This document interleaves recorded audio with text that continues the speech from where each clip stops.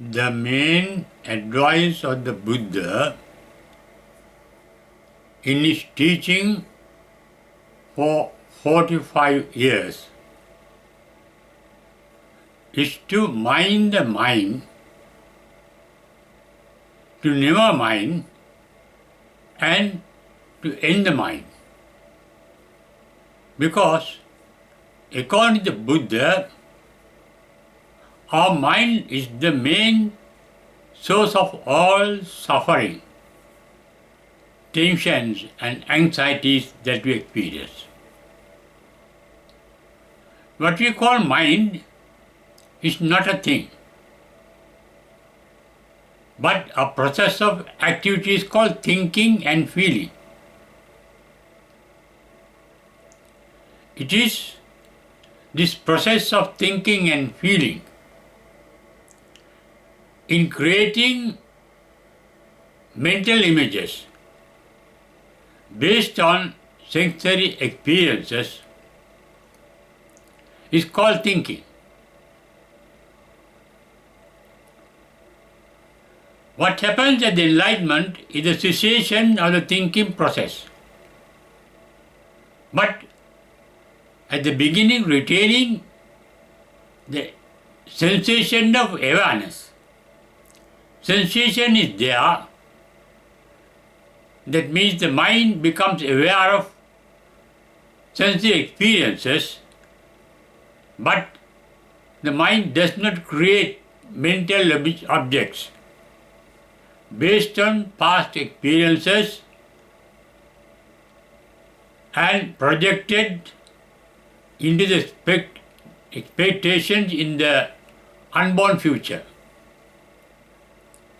The past is not an actual reality because the past is dead.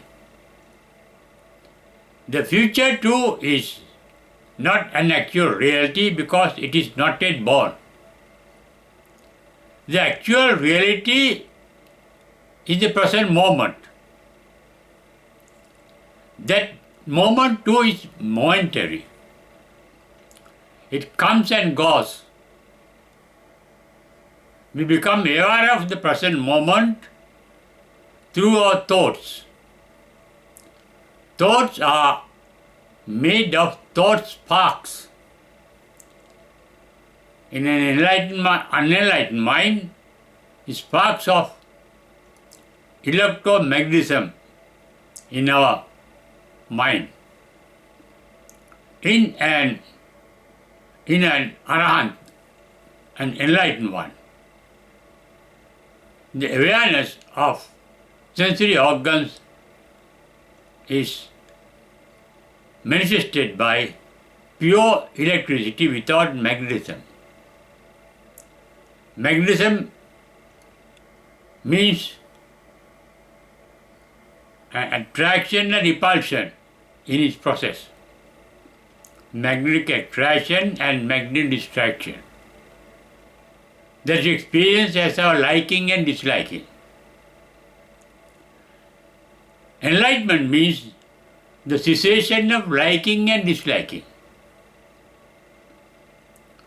caused by ignorance of the reality of things and beings that we experience. With this cessation of thinking, all our mental suffering, tension and anxieties vanish. And that is the supreme bliss that one can enjoy in this very life. It is called Nibbana. The word Nibbana is formed by the suffix called Ni and the word called Bana. In Sinhalese as well as in Sanskrit, Bana means bondage. Nibbana means no bondage, no binding. That means not getting attached to anything. That is why the Buddha, in explaining what a Buddha is to a Brahmin said in the Kevata Sutta, that he is like a lotus. Lotus is born in the muddy water, grows up in the muddy water, gets sustenance from the muddy water, but it blossoms away from the water, unattached with the water, detached from the water, without being bound to the water. Similarly, he said, as a Buddha, he lives in this society where he was born, where he was brought up, and the society that sustains him, he has discarded, detached from. He is detached from the society. He lives in the society, but mentally not attached to the society, not bound to the society. His mind is free as the bird flying in the air. The bird fly above the earth. Similarly, the mind of the Buddha and an Arahant, a disciple of the Buddha, is like a bird flying free from the gravity attaching oneself to the earth. In fact, the thinking process that cause all our suffering, mental tension and anxieties, is based on our liking and disliking sensory experiences without knowing the actual real nature of such experiences. When some experience looks pleasant, we get attached to it. When some experience looks unpleasant, we resent it.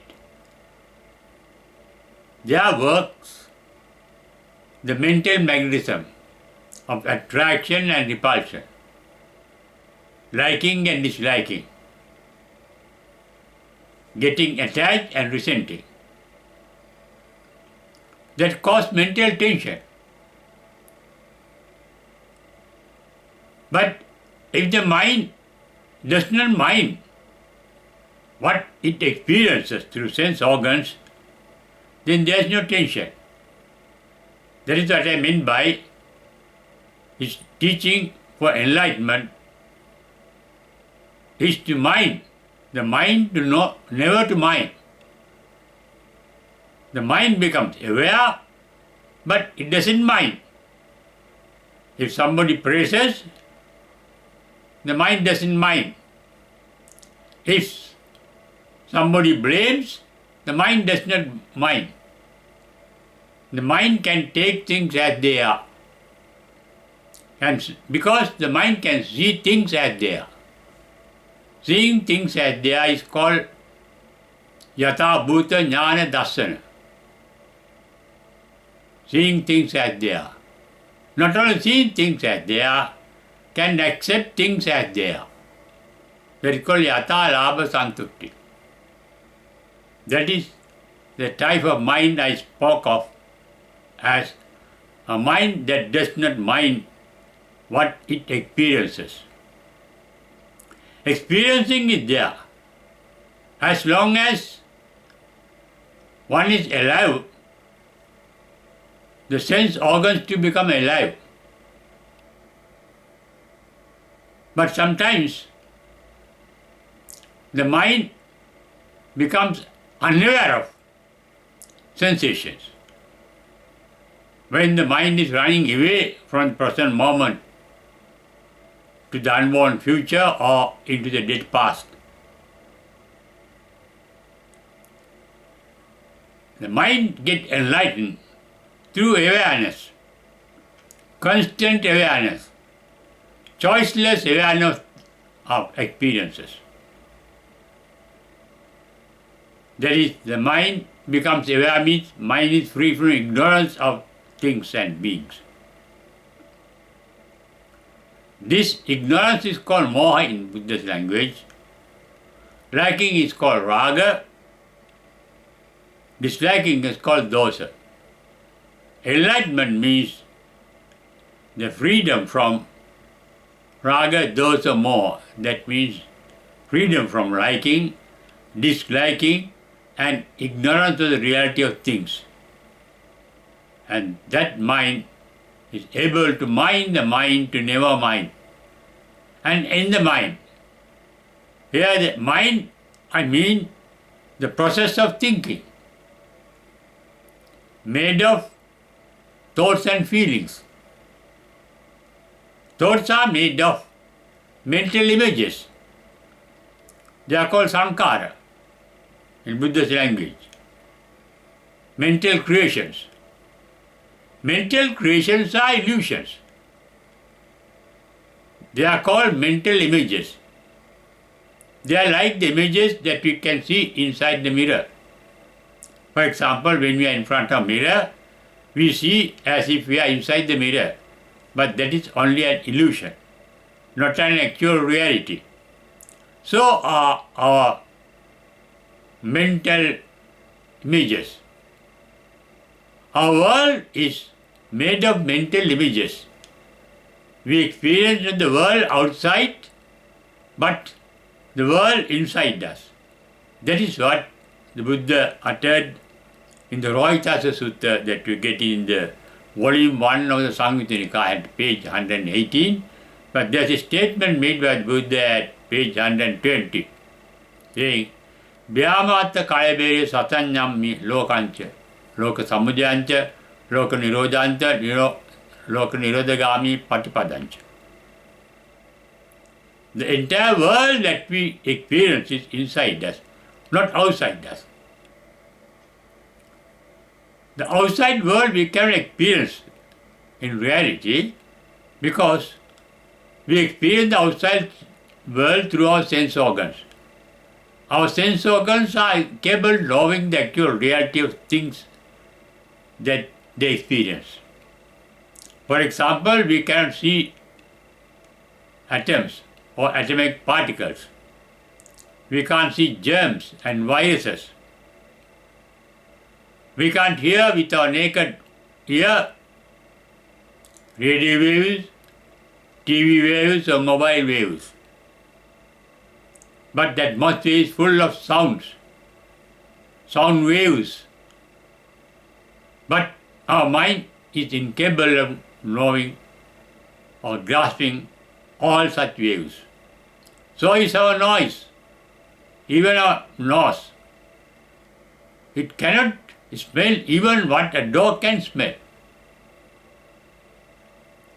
Our ears cannot hear what the ears of a dog can hear.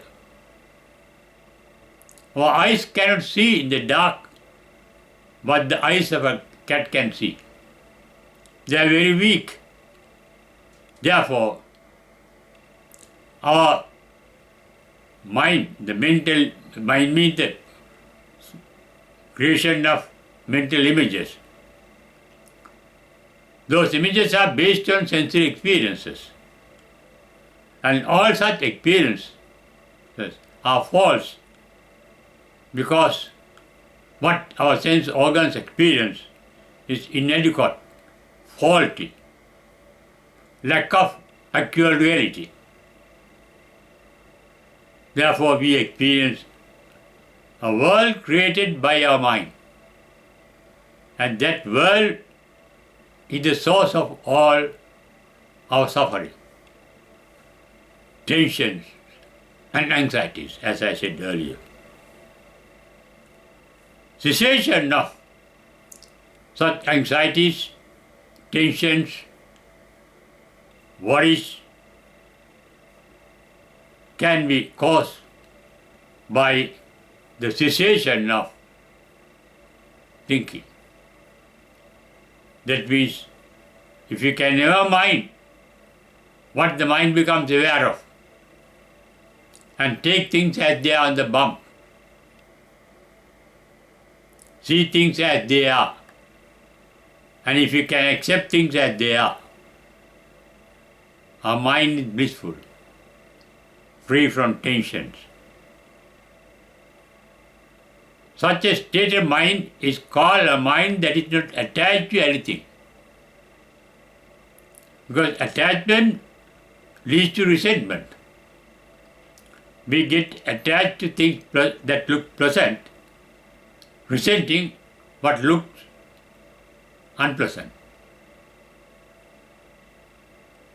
That is polluting our mind with mental magnetism. Enlightened one has a mind free of mental magnetism, creating likes and dislikes and ignorance of the reality.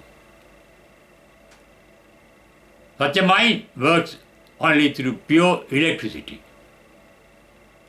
without mental magnetism.